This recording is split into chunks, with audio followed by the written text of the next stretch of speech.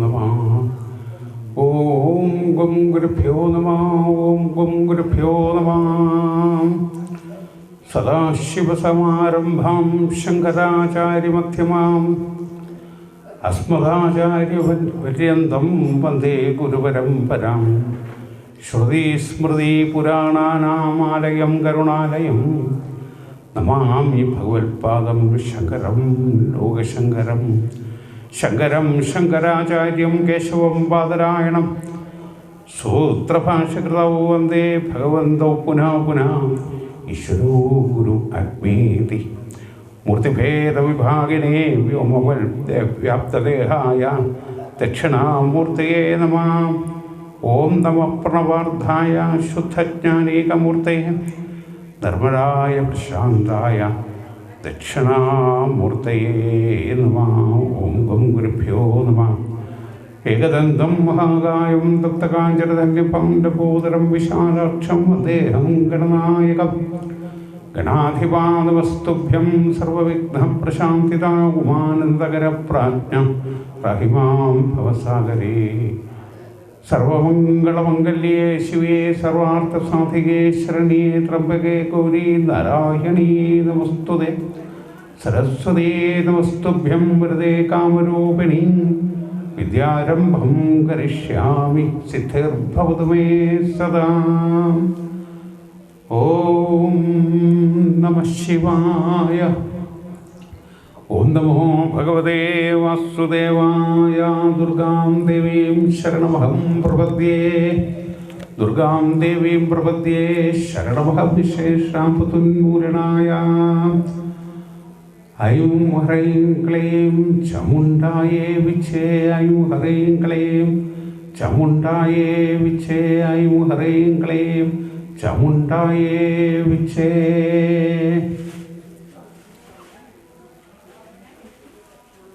ശ്രേഷ്ഠമായിട്ടുള്ള നവരാത്രിയുടെ 7ാം ദിവസം നമ്മളിന്ന് ഭഗവതിയെ കാളരാത്രിയായിട്ട് കാണണം. നവരാത്രിയിൽ പല ആചരണങ്ങളുണ്ട്.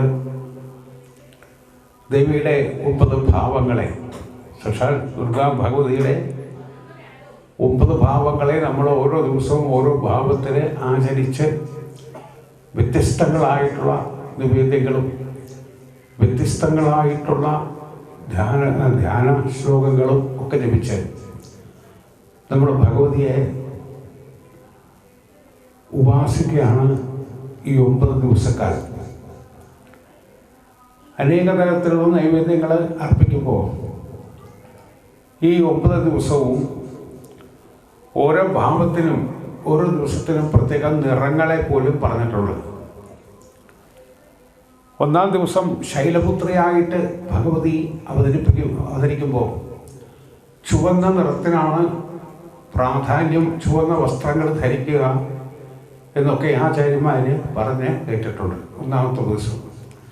2ാമത്തെ ദിവസം ഭഗവതി ബ്രഹ്മചാരിണി സ്വരൂപത്തിൽ നവരാത്രിയിൽ നമ്മൾ പൂജിക്കുമ്പോൾ അന്ന് നമ്മൾ നീല നിറം ഉള്ള വസ്ത്രങ്ങൾ ധരിക്കുകയാണ് പതിവ് സാധാരണ ചെയ്യുന്നത് പല സ്ഥലങ്ങളിൽ. 3ാം ദിവസം ചന്ദ്രഖണ്ഡ എന്ന് പറയുന്ന നാമധേയത്തിൽ ഭഗവതി നമ്മൾ ആരാധിക്കുമ്പോൾ അവിടെ മഞ്ഞ നിറത്തിലുള്ള വസ്ത്രങ്ങളാണ് സാധാരണ ധരിച്ച് നമ്മൾ ദേവിയെ ഉപാസിക്കാറ്. 4ാം ദിവസം നമ്മൾ കുഷ്മാണ്ഡ എന്ന രീതിയിൽ ഭഗവതിയെ സങ്കല്പിച്ച് പ്രാർത്ഥിച്ച് ജപിച്ച് പൂജിക്കുമ്പോൾ അവിടെ പച്ച നിറത്തിലുള്ള വസ്ത്രങ്ങളാണ് നമ്മൾ സാധാരണ ധരിക്കുന്നതും ഉപാസനകാരൊക്കെ അന്ന് എടുക്കുന്നത്. 5ാമത്തെ ദിവസം സ്കന്ദമാത എന്നുള്ള രീതിയിൽ ഭഗവതിയെ നമ്മൾ വെച്ച് ആരാധിക്കുമ്പോൾ ചാരനിറത്തിലുള്ള വസ്ത്രങ്ങളാണ് ധരിക്കുന്നത് സാധാരണഗതിയിൽ നവരാത്രി ആചരണത്തോടുകൂടി. 6ാം ദിവസം കാത്യായനിയായിട്ട് ഓറഞ്ച് നിറത്തിലുള്ള വസ്ത്രങ്ങൾ നമ്മൾ ധരിക്കും. 7ാം ദിവസം കാളരാത്രി എന്ന് പറയുന്ന ആ ഭാവത്തിനെ വെച്ച് പൂജിക്കുമ്പോൾ വെള്ള വസ്ത്രങ്ങളാണ് ധരിക്കുന്ന പതിവുകൾ. 8ാം ദിവസം ദുർഗയായിട്ട് ഭഗവതി അവതരിച്ച് നമ്മൾ ആ സങ്കല്പത്തിൽ പൂജിച്ച് ഉപാസിക്കുമ്പോൾ പിങ്ക് നിറത്തിലുള്ള വസ്ത്രങ്ങളാണ് അന്ന് സാധാരണ ഉപയോഗിക്കുന്നത്. 9-ാം ദിവസം സിദ്ധിദാത്രി എന്ന പേരിൽ ഭഗവതി നമ്മൾ വെച്ച് പൂജിക്കുമ്പോൾ ആ ഭഗവതിയെ നമ്മൾ ഇളം നീല നിറത്തിലുള്ള വസ്ത്രങ്ങൾ ധരിച്ചാണ് പൂജിക്കുന്നതും ഉപാസിക്കുന്നതും. അപ്പം നവരാത്രിയുടെ 7 തരത്തിലുള്ള ഭാവങ്ങളിലെ ഓരോ ദിവസത്തെ ഭാവങ്ങൾ അത് നമ്മൾ ആ രീതിയിൽ അതിൽ ഉപാസിക്കുമ്പോൾ ഈ വസ്ത്രങ്ങൾക്കൊക്കെ പ്രാധാന്യം വന്നോ എന്ന് ചോദിച്ചാൽ, നമ്മൾ സ്വാഭാവികമായിട്ടും പ്രാപഞ്ചികന്മാരായിട്ടിരിക്കുമ്പോൾ നമുക്ക് ഗുരുക്കന്മാരിൽ നിന്ന് കിട്ടിയിട്ടുള്ള അറിവുകൾ വെച്ചിട്ടാണ് നമ്മൾ ഇത്തരത്തിലൊക്കെ പ്രവർത്തിക്കുന്നത്. സത്യത്തിൽ എനിക്ക് തോന്നുന്നു ഈ വസ്ത്രത്തിനും അല്ലെങ്കിൽ മറ്റു കാര്യങ്ങളൊക്കെ അധികം പ്രസക്തി കൊടുക്കേണ്ട കാര്യമുണ്ടോ എന്ന് സംശയമുണ്ട്. കാരണം ഇതൊക്കെ നമ്മൾ മനസ്സിലാക്കിയാൽ മതി. ഈ കാര്യങ്ങളൊക്കെ മനസ്സിലാക്കി കഴിഞ്ഞാൽ നമ്മളിപ്പോൾ ക്ഷേത്രത്തിലേക്ക് പോയി അല്ലെങ്കിൽ ഒരു നവരാത്രി മണ്ഡപത്തിൽ പോയി അല്ലെങ്കിൽ ഭഗവതി ഉപാസിക്കുമ്പോൾ ഭഗവതി നമ്മുടെ വസ്ത്രത്തിലേക്ക് നോക്കില്ല. നീ എന്തെന്നാ വസ്ത്രം ധരിച്ചതെന്നൊക്കെ നമുക്ക് നോക്കാൻ സാധ്യതയുണ്ടോ? എന്തെന്ന് എനിക്ക് തോന്നുന്നില്ല. ഏത് വസ്ത്രം ധരിച്ചേക്കണേ, എന്താ ആഹാരമാണ് കഴിച്ചേക്കണത്. കാരണം ശരീരത്തിന് പുറത്തേക്കും ശരീരത്തിനകത്തേക്കും വയറിനകത്തേക്കൊന്നും ഭഗവതി നോക്കില്ല. നോക്കണത് എവിടെയാണ്? ഈ ഭഗവതി സ്വരൂപങ്ങളൊക്കെ നമ്മളെ വീക്ഷിക്കുന്നത് നമ്മുടെ മനസ്സിനെയാണ്. ആ മനസ്സ് പരിപൂർണമായിട്ട് ഭഗവതിക്ക് കൊടുത്താൽ പിന്നെ വസ്ത്രത്തിനോ ആഹാരത്തിനോ മറ്റു തരത്തിലുള്ള കാര്യങ്ങൾക്കൊന്നും യാതൊരു പ്രസക്തിയില്ല. ഉണ്ടോ? മനസ്സ് ശുദ്ധമായിട്ട് നിർമ്മലമായിട്ട് ഭഗവത് പൂജ ചെയ്യുകയാണെന്നുണ്ടെങ്കിൽ ആ മനസ്സിൽ ഭഗവാൻ അല്ലെങ്കിൽ ഭഗവതി ഉണ്ടാകും. ഇവിടെ കാളരാത്രി എന്ന് പറയുന്ന 7-ാം ദിവസത്തിലെ ഇന്ന് ആ ഭഗവതി അന്ധകാരത്തിനെ മാറ്റി ജ്ഞാനത്തിന് പ്രദാനം ചെയ്യുന്ന ദേവീഭാവമാണ്. അന്ധകാരം എന്ന് പറഞ്ഞാൽ ജനിച്ച നാൾ മുതൽ ഇന്ന് വരെ നമ്മുടെ ഉള്ളിൽ ഇരുട്ട് നിറഞ്ഞിട്ടുള്ള ഭാവമാണ്. ശരിയായിട്ടുള്ള ബോധം, ജ്ഞാനം നമുക്ക് ഉണ്ടായിട്ടില്ല. ജനിച്ചു കഴിയുമ്പോൾ നമ്മൾ നമ്മുടെ മുമ്പേ പോയിട്ടുള്ളവർ പറഞ്ഞു തരുന്ന ചില ആചരണങ്ങളൊക്കെ ആചരിച്ച് അല്ലെങ്കിൽ ഇതിൻ്റെ കാര്യങ്ങളിലൊക്കെ വെച്ച് ജാതി, മതം, വർഗം, വർണ്ണം, വ്യത്യാസം ഇതൊക്കെ നമ്മളിൽ വന്ന് കെട്ടുപിണഞ്ഞ് എല്ലാം കൂടി നമ്മളെ ഭ്രമിപ്പിച്ച് എന്താ ചെയ്യേണ്ടത് എന്ന് പറയുന്ന ഒരു ഭാവം നമുക്കില്ലാണ്ട് മറക്കാൻ പാടില്ലാത്തതിനെ മറന്നുകൊണ്ട് മറക്കേണ്ടതിനെ ഓർമ്മിപ്പിച്ചുകൊണ്ട് ദിവസവും ജീവിതത്തിൻ്റെ യാത്ര ആരംഭിക്കുക. ജീവിതത്തിൽ അങ്ങനെ യാത്രയിൽ അതിൽ നിന്നൊക്കെ ആ അജ്ഞാനത്തിൽ നിന്നൊക്കെ അന്ധകാരത്തിൽ നിന്ന് വെളിച്ചത്തിലേക്ക് ജ്ഞാനത്തിലേക്ക് എത്താനായിട്ടുള്ള ഭാവങ്ങളിലാണ് നമ്മൾ ഇത്തരത്തിലുള്ള ഉത്സവങ്ങളൊക്കെ നടത്തുന്നത്. ഇത്തരത്തിലുള്ള പൂജാദികളും കർമാദികളൊക്കെ ചെയ്യുന്നത് ഈ ഒരു കാര്യം സിദ്ധിക്കാൻ വേണ്ടിയാണ്. പക്ഷെ ഇത് നമ്മൾ മറന്നുപോയി. ഇത് നമുക്ക് ആദ്യമേ മുതലേ വളരെ ചെറുപ്പത്തിലെ തന്നെ നല്ല ഗുരുക്കന്മാരുടെ അടുത്ത് ചെന്ന് അവരിൽ നിന്നുള്ള ആ ഒരു ബോധം നമുക്ക് കിട്ടിയിരുന്നു എങ്കിൽ ഇന്ന് ഈ കാണുന്ന ദുഃഖങ്ങൾക്കൊന്നും യാതൊരു തരത്തിലുള്ള വഴി ഉണ്ടാവാണ്ട് സന്തോഷഭരിതരായി നമ്മൾ ജീവിക്കാം. നമ്മൾ അന്വേഷിക്കുന്ന സുഖം, നമ്മൾ അന്വേഷിക്കുന്ന സന്തോഷം നമുക്ക് ജീവിതത്തിൽ ഒരിക്കലും കിട്ടുന്നില്ല. അപ്പം ഈ ഭയം, ക്ലേശം മുതലായിട്ടുള്ള കാര്യങ്ങളെയൊക്കെ അകറ്റിക്കൊണ്ട് നല്ലൊരു സൗഖ്യം തരുന്ന ഭാവത്തിലേക്ക് തരുന്നവളാണ് കാളരാത്രി ശുഭദായിനി എന്ന് പറയുന്ന അംബിക. ഈ ഭഗവതിക്ക് ശുഭങ്കരി എന്ന് പറയുന്ന ഒരു നാമധേയം കൂടി ഉണ്ട്. ഇന്ന് 7-ാം ദിവസമായിട്ടാണ് ഞാനിത് പറയണത്. ശുഭങ്കരി, ശുഭത്തിനെ വരുത്തുന്നവള്, അങ്ങനെയുള്ള ഭഗവതിയാണ് നമ്മൾ പൂജിക്കേണ്ടത്. അപ്പോൾ നമുക്ക് മുന്നേ പോയിട്ടുള്ളവർ ആചരിച്ചു വന്ന ചില കാര്യങ്ങളൊക്കെ ഇങ്ങനെ ഓർമ്മിപ്പിച്ചു എന്ന് മാത്രമേ ഉള്ളൂ. അത് നിങ്ങൾ തെറ്റാണെന്നോ ശരിയാണെന്നോ പറയാൻ ഞാൻ ആളുമല്ല. ഇതൊക്കെ കേട്ട് നിങ്ങൾ അനുസരിക്കണമെന്ന് പറയാനും ഉള്ള അധികാരം എനിക്കില്ല. ഇതൊക്കെ കേൾക്കാം. പല സ്ഥലത്തുനിന്ന് നമ്മളിങ്ങനെ പലതും കേൾക്കും. അതിൽ കൊള്ളേണ്ടതിനെ കൊള്ളുക, തള്ളേണ്ടതിനെ തള്ളുക, അത്രയേ ഉള്ളൂ. കൊള്ളേണ്ടതിനെ കൊള്ളാം, തള്ളേണ്ടതിനെ തൊള്ളാം. നമുക്കിപ്പോൾ ഓരോ ദോഷങ്ങളൊക്കെ നമ്മൾ നമ്മുടെ നവഗ്രഹങ്ങളെ കൊണ്ടോ അല്ലെങ്കിൽ മറ്റു തരത്തിലുള്ള ദോഷങ്ങളെ ഒക്കെ ഉണ്ടെന്നൊക്കെ വിചാരിച്ച് പലതരത്തിലുള്ള കർമ്മങ്ങളൊക്കെ ചെയ്ത് കർമ്മങ്ങളുമൊക്കെ സമ്പാദിക്കുന്നുണ്ട്.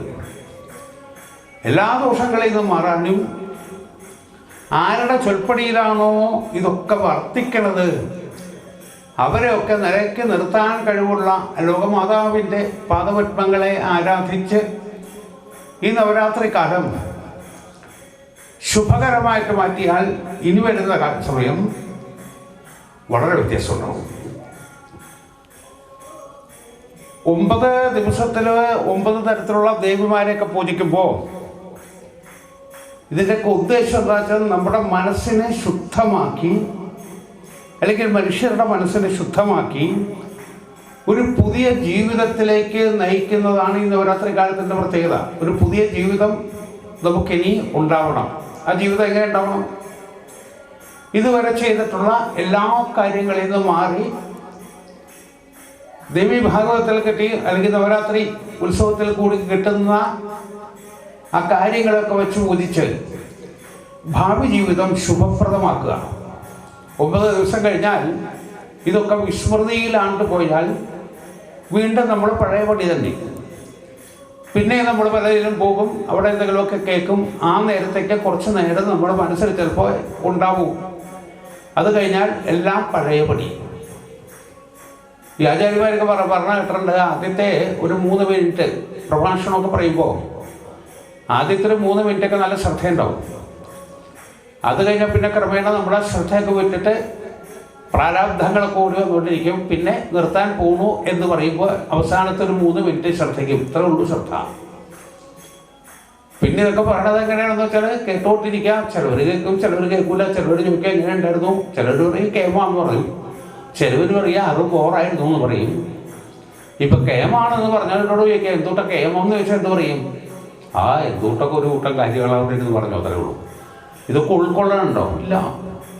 ഇതൊന്നും ഉൾക്കൊള്ളാനായിട്ട് സാധിക്കില്ല.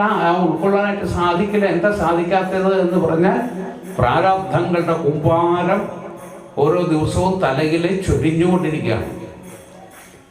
എണീറ്റ് വന്നാൽ മനസ്സ് ഉദിച്ചു കഴിഞ്ഞാൽ ഉറക്കത്തിലേക്ക് വീണ മനസ്സ് അസ്തമിക്കണ വരെ ഈ തരത്തിലുള്ള ദുരിത ദുഃഖങ്ങളും പ്രാരാബ്ധങ്ങളുമാണ് നമ്മളെ വരിഞ്ഞു മുറുക്കി കെട്ടിക്കൊണ്ടിരിക്കുന്നത്. ഇതിൻ്റെ ഒരു മോചനം വേണം. എന്താണ് ആ മോചനം? ആ മോചനമാണ് ആധ്യാത്മികതയെ കുറച്ചൊന്ന് അറിഞ്ഞു വയ്ക്കുക.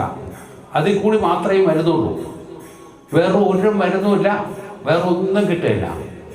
ഭൗതികത്തിന് എത്ര നാൾ നമ്മളിങ്ങനെ ഇരിക്കുന്നുണ്ടോ അത്രയും നാളും നമ്മളിതൊക്കെ പിടികൂടും. യാതൊരു സംശയമില്ല.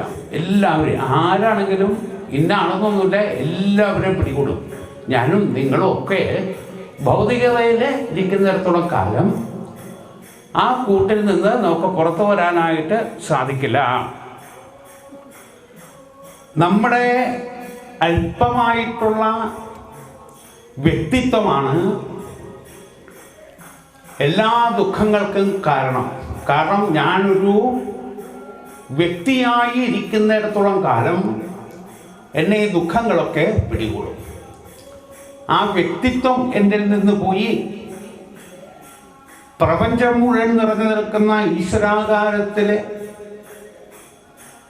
ഞാൻ എത്തിച്ചേരുന്നത് വരെ സ്വാഭാവികമായിട്ടും ഇത് എന്നെ പിടികൂടിക്കൊണ്ടിരിക്കും.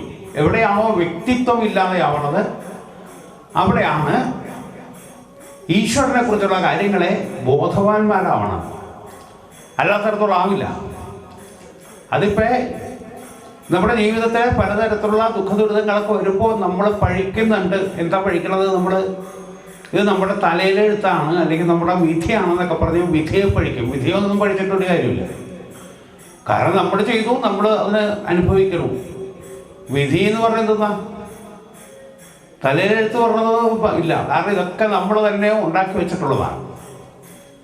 അതിനുവേണ്ടി ദേവി ഭാഗവതത്തിൽ നമുക്ക് പറഞ്ഞു തരുമല്ലേ. നമ്മൾ കഴിഞ്ഞ ദിവസങ്ങളിൽ കണ്ടു, ദേവി ഉപാസന കൊണ്ട്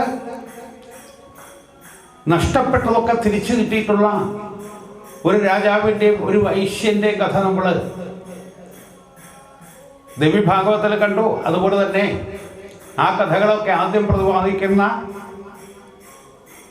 700 ദേവീ മന്ത്രങ്ങൾ എന്ന് ഉത്തരേന്ത്യയിലൊക്കെ സപ്തശതി എന്ന് പറയപ്പെടുന്നതും കേരളത്തിൽ നമ്മൾ എല്ലാവരും അറിഞ്ഞിരിക്കേണ്ടതും ജപിക്കേണ്ടതുമായിട്ടുള്ള ദേവി മഹാത്മ്യം എന്ന് പറയുന്ന ആ വിശിഷ്ട ഗ്രന്ഥത്തിൽ പറയുന്ന കാര്യങ്ങൾ. അപ്പം നമുക്കൊരു സംശയമുണ്ട്, ഈ ഭാഗവതത്തെ ദേവി ഭാഗവതത്തിലും മറ്റുള്ളവരൊക്കെ പുരാണങ്ങളൊക്കെ വായിക്കുമ്പോൾ അതിലൊക്കെ ഈ കഥകളാണോ നമുക്ക് പറഞ്ഞു തരണത്? അപ്പോൾ ഈ കഥകളെന്തിനാണ് നമ്മൾ പറഞ്ഞു തരണമെന്ന് വെച്ചാൽ നമ്മളെ ആകർഷിക്കത്തക്ക എന്തെങ്കിലും കാര്യങ്ങളുള്ള ഒരു കഥയായിട്ട് അതിനെ ചുമച്ചു, അത്രയേ ഉള്ളൂ. അതിലേക്ക് നമ്മുടെ മനസ്സിനെ ആകർഷിക്കണം, എന്നിട്ട് അതിനെക്കുറിച്ച് ചിന്തിക്കണം. എന്നിട്ട് നമ്മൾ അതിനെക്കുറിച്ച് ചിന്തിക്കുമ്പോഴാണ് അതിനകത്തുള്ള കാര്യങ്ങളെ തെളിഞ്ഞു വരണേ. കാര്യങ്ങൾ തെളിഞ്ഞു വന്നാൽ പിന്നെ ആ കഥയെ നമുക്ക് വിടാം.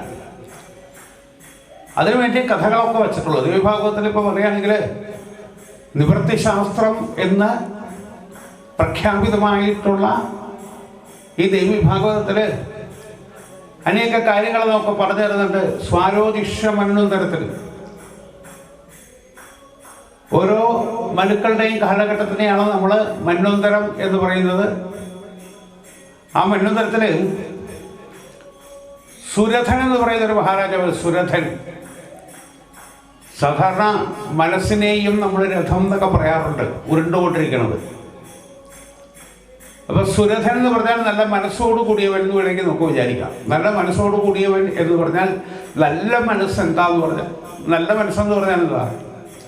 നല്ല മനസ്സ് എന്ന് പറഞ്ഞാൽ നമ്മളിൽ നിക്ഷിപ്തമായിട്ടുള്ള കർത്തവ്യങ്ങളൊക്കെ ഈശ്വരനെ സാക്ഷിയാക്കിക്കൊണ്ട് വേണ്ട വിധത്തിൽ ഉപയോഗിക്കുന്നവരാണ് നല്ല മനസ്സിൻ്റെ ഉടമ. നമുക്കിപ്പോൾ ആരെങ്കിലുമൊക്കെ എന്തെങ്കിലുമൊക്കെ തന്നാൽ സാധാരണ നാട്ടു നടപ്പനുസരിച്ച് നമ്മൾ പറയും നല്ല മനുഷ്യനാണെന്ന് പറയും. അതൊന്നും ഒരു നല്ല മനുഷ്യത്തായിട്ട് എനിക്ക് തോന്നുന്നില്ല. കാരണം കുറച്ച് കഴിഞ്ഞാൽ പിന്നെ വീണ്ടും രണ്ടാമത് കിട്ടിയില്ലെങ്കിൽ ഈ നല്ല മനുഷ്യൻ എന്നുള്ള അവാർഡൊക്കെ പോകില്ലേ. അപ്പോൾ നല്ല മനുഷ്യൻ എന്നൊക്കെ പറഞ്ഞാൽ സ്വാഭാവികമായിട്ട് നമ്മൾ കാണേണ്ടത് എന്താണെന്ന് വെച്ചാൽ ഈശ്വരോപാസന ചെയ്ത് നല്ല പുണ്യപ്രവൃത്തികളൊക്കെ ചെയ്യുന്നവരെയാണ് നമ്മൾ സാധാരണ നല്ല മനുഷ്യര് എന്ന് പറയുന്നത്. ഇദ്ദേഹത്തിനെ വിശേഷിപ്പിക്കുന്നത്, ഈ രാജാവിനെ വിശേഷിപ്പിക്കുന്നത് നിഷ്ഠയോടുകൂടി ഗുരുപൂജ ചെയ്യുന്നവനാണ്. ഗുരുപൂജ എന്ന് പറഞ്ഞാൽ നമുക്ക് അറിയാൻ പാടില്ലാത്ത ഏതൊരു കാര്യം ആര് പറഞ്ഞു തന്നാലും അത് ഗുരുവായിട്ട് തന്നെ നമ്മൾ കണക്കാക്കണം. നമുക്കറിയാൻ പാടില്ലാത്ത കാര്യങ്ങളെ നമുക്ക് പറഞ്ഞു തരുന്നവരെ നമ്മൾ സാധാരണ ഗുരു എന്ന് വിളിക്കും. അങ്ങനെ ഗുരുനിഷ്ഠനാണ്, ബ്രാഹ്മണ പൂജകനാണ്. ഈ ബ്രാഹ്മണ പൂജകളുടെ പ്രത്യേകത എന്താ വെച്ചാൽ സുരന്മാരെ എന്ന് പറഞ്ഞാൽ ഭൂസുരന്മാര് എന്നാണ് അവരെ പറയാം. ഭൂമിയിലെ സുരന്മാര്, ഭൂമിയിലെ ദേവന്മാര്. നിഷ്ഠയോടുകൂടി ജീവിച്ചുകൊണ്ട് പോകുന്ന ബ്രാഹ്മണനെ അങ്ങനെ പറയാം. നിഷ്ഠയോടുകൂടി ജീവിച്ചിട്ടുള്ള ബ്രാഹ്മണൻ എന്ന് പറഞ്ഞാൽ പഴയ കാലത്തെ ബ്രാഹ്മണൻ്റെ അല്ലെങ്കിൽ ബ്രാഹ്മണൻ ജീവിക്കേണ്ട കാര്യങ്ങളെക്കുറിച്ചൊന്നും നമ്മളിവിടെ ഓർക്കണ്ടായിപ്പോൾ. അങ്ങനെയൊക്കെ ഓർത്ത് കഴിഞ്ഞാൽ നമുക്ക് കാണാൻ ബുദ്ധിമുട്ട് വരും. ഇപ്പം ബ്രാഹ്മണരെ പൂജിക്കുന്നവരാണ്, അനവധി ഗുണങ്ങളുള്ള ആളാണ് ഈ രാജാവ്. കോലാപുരം എന്ന് പറയുന്ന സ്ഥലത്ത് താമസിക്കുന്ന സമയമാണ്. യാതൊരു ശത്രുക്കളും ഇല്ല. ജീവിതത്തിൽ ഓരോരുത്തർക്കും ഓരോ സമയത്ത് നല്ല അനുഭവങ്ങളും ചീത്ത അനുഭവങ്ങളും വരും. ഇതൊക്കെ നമ്മൾ ചെയ്ത കർമ്മത്തിൻ്റെ ഫലം. ഇദ്ദേഹം അങ്ങനെ ജീവിച്ചുകൊണ്ടിരിക്കുമ്പോൾ അദ്രിനിവാസികളായിട്ടുള്ള ആളുകൾ, അതായത് മലകളിലോ കാടുകളിലൊക്കെ ജീവിക്കുന്ന ശക്തന്മാരായിട്ടുള്ള ആളുകൾ അപ്രതീക്ഷിതമായിട്ട് ഇദ്ദേഹത്തിൻ്റെ അടുത്ത് യുദ്ധത്തിന് വന്നു. ഇദ്ദേഹത്തിൻ്റെ അടുത്ത് യുദ്ധത്തിൽ വന്ന് യുദ്ധം ചെയ്തിട്ട് ഇദ്ദേഹത്തിന് വിജയിക്കാൻ പറ്റുന്ന ഒരു സാഹചര്യവും ഉണ്ടാവുന്നില്ല. മാത്രമല്ല ഇദ്ദേഹത്തിൻ്റെ പക്ഷത്തുള്ള സൈനികരും മന്ത്രിമാരും ഒക്കെ അവരുടെ പക്ഷം ചേരുക. ആലോചിച്ച് നോക്കിയ വിഷമമുണ്ടാവില്ലേ? അവരുടെ പക്ഷം ചേർന്നിട്ട് ഈ രാജാവിന് എതിരെ ഉള്ള പ്രവർത്തനങ്ങൾ ഉണ്ട് എന്നറിഞ്ഞപ്പോൾ അദ്ദേഹം വളരെ വിഷമിച്ച് കൊട്ടാരത്തിൽ പോയിട്ട് ആലോചിച്ചു, ഈ യുദ്ധം ചെയ്യാണ്ട് യുദ്ധത്തിൽ നിന്ന് പിന്തിരിയുക, എന്നിട്ട് എവിടെയെങ്കിലും സ്വസ്ഥമായി പോയി ഇരുന്ന് ഈ രാജ്യവും മറ്റു കാര്യങ്ങളൊക്കെ തിരിച്ചു നിൽക്കണതിന് ഈശ്വരനെ ഉപാസിക്കാണ്ട് വേറെ മാർഗമൊന്നുമില്ല. അതിനനുസരിച്ച് അദ്ദേഹം എന്ത് ചെയ്യുമെന്ന് വെച്ചാൽ ഒരു കുതിരയുടെ പുറത്ത് കയറി കാട്ടിലേക്ക് പോവാണ്. കാട്ടിലേക്ക് പോയി ഭയങ്കരമായ ഘോരമായിട്ടൊരു കാട്. ആ കാട്ടിൽ ഇദ്ദേഹം ഇങ്ങനെ വളരെ വിഷമിച്ചൊക്കെ നടക്കുമ്പോൾ ദൂരെ ഒരാശ്രമം കണ്ടു. ഒരു കുടില്. അവിടെ രാജാവ് എത്തിച്ചേർന്നപ്പോൾ അവിടുത്തെ ഋഷി സുമേധസ് എന്ന് പറയുന്ന ഒരു ഋഷിയാണ് ആ ആശ്രമത്തിൻ്റെ അധിപൻ. രാജാവിനെ കണ്ട അദ്ദേഹം പാദാർഘ്യാചമനങ്ങളൊക്കെ ചെയ്ത് ബഹുമാനിച്ച് പൂജിച്ച് അദ്ദേഹത്തിനോട് വിവരങ്ങളൊക്കെ ചോദിച്ചു. രാജൻ അങ്ങ് ഇപ്പോൾ ഇവിടേക്ക് വന്നതിൻ്റെ കാര്യം എന്താണ്? ഇദ്ദേഹം കാര്യങ്ങളൊക്കെ പറഞ്ഞു. ആ ഋഷിയുടെ പേര് സമാധി എന്നാണ്. സമാധിയായിട്ടുള്ള എന്ന പേരുള്ള ഋഷി. ഏതായാലും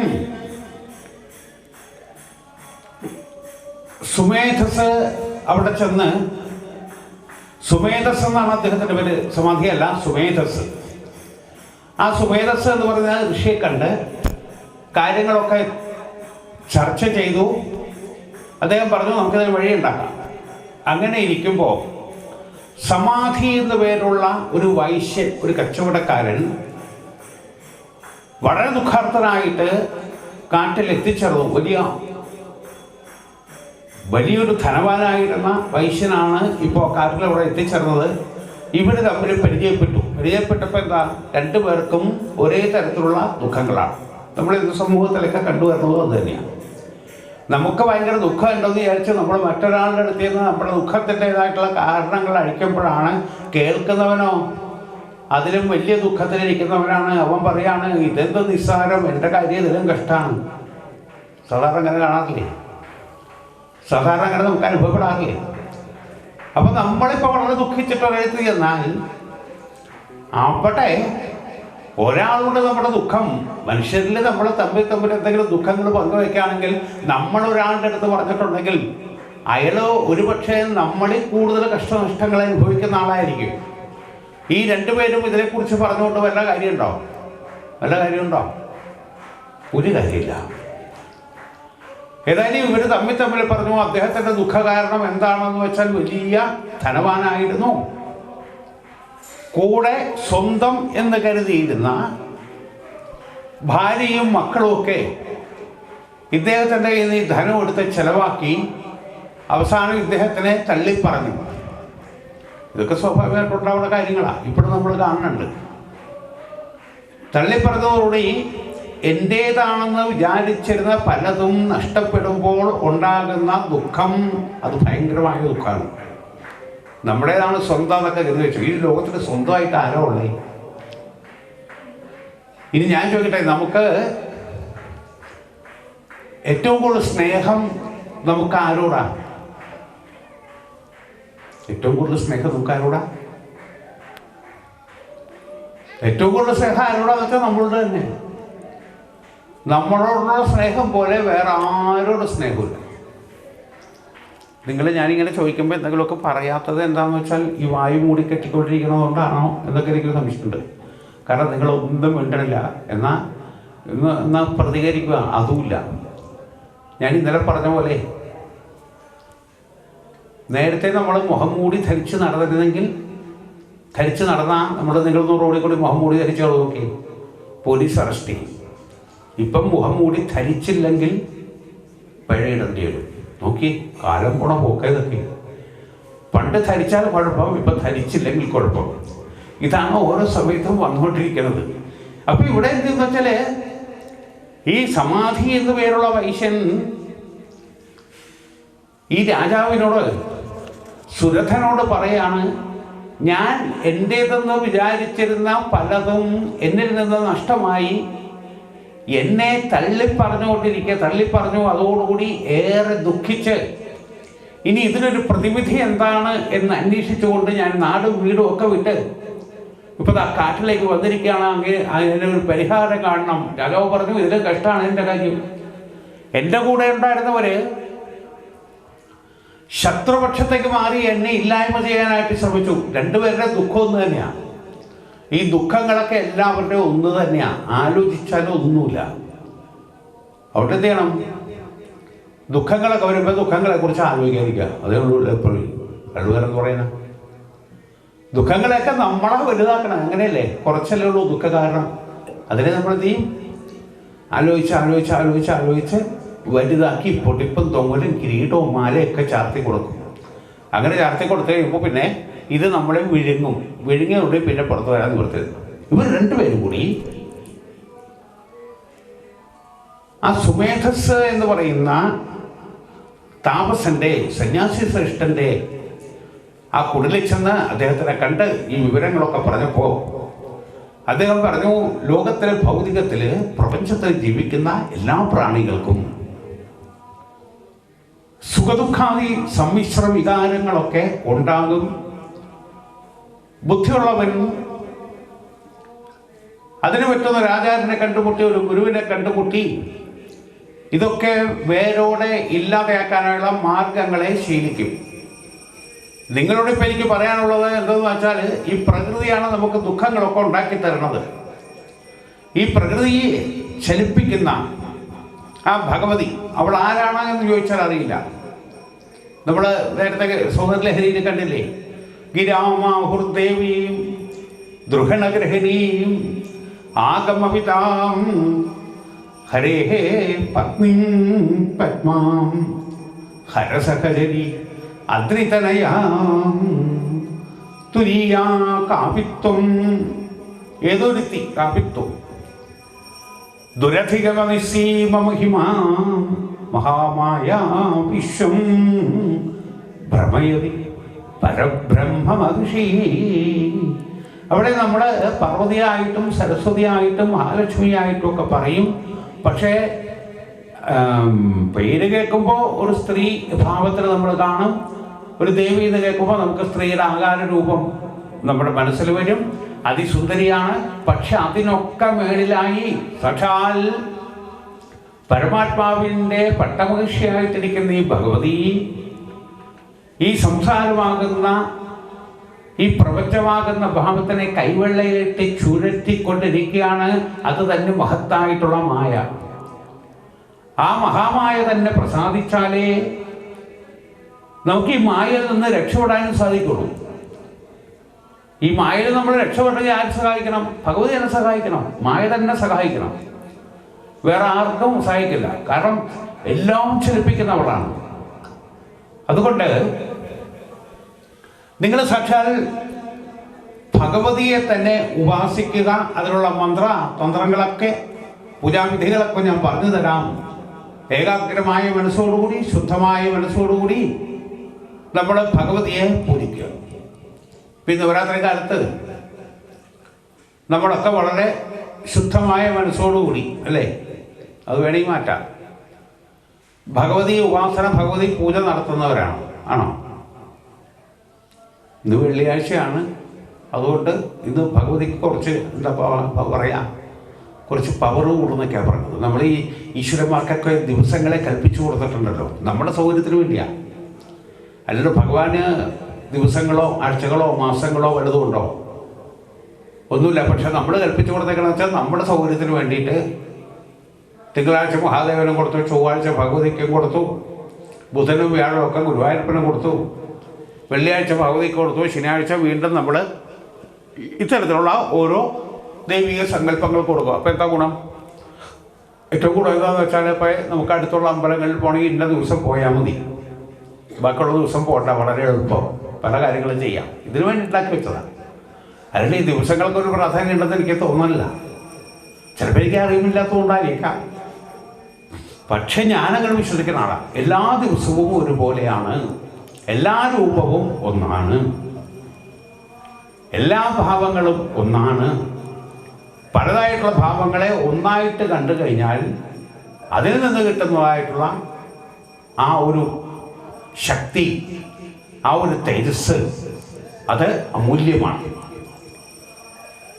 ഏതായാലും ആ ഭഗവതി എന്ന് പറഞ്ഞാൽ ഇത്രയും മഹത്തായിട്ടുള്ള മായയാണ്. അവിടെ ഈ പ്രപഞ്ചത്തിനെ തന്നെ വട്ടം കറക്കിക്കൊണ്ടിരിക്കുന്നവളാണ്. അതുകൊണ്ട് ആ തേജോരൂപിണിയായിട്ടുള്ള മാതൃഭാവത്തിൽ നിങ്ങൾ അമ്മയെ പൂജിക്കുക, അല്ലാണ്ട് ഇതിന് മറ്റൊരു വഴി കാണാൻ ഇത് വളരെ വിഷമിച്ചൊക്കെ നടക്കുമ്പോൾ